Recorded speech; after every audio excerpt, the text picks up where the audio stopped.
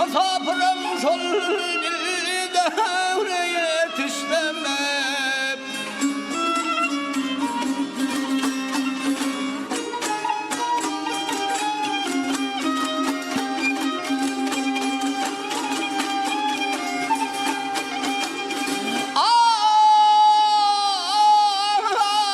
Bir garip men ayrılığın dağında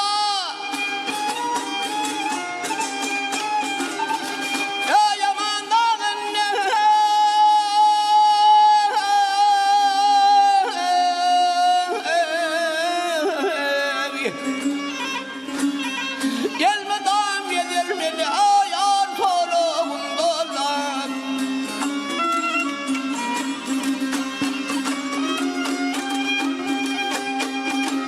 Hedir bilbilim zehri'nin bağına hevasim köpşol dilde yetiştemey.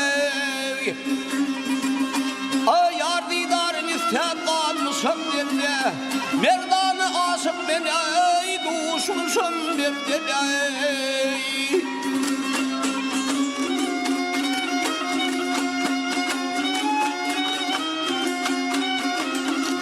Yediğin olup durvadın yerden ey zehremden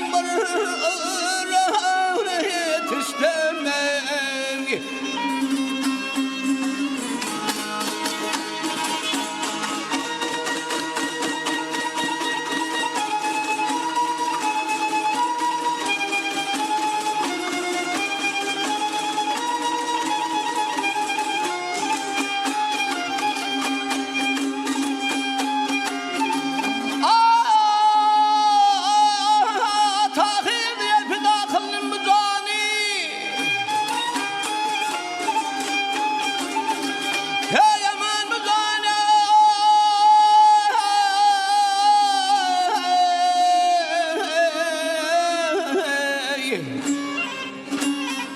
Zanım bolsun zehre kurban ey.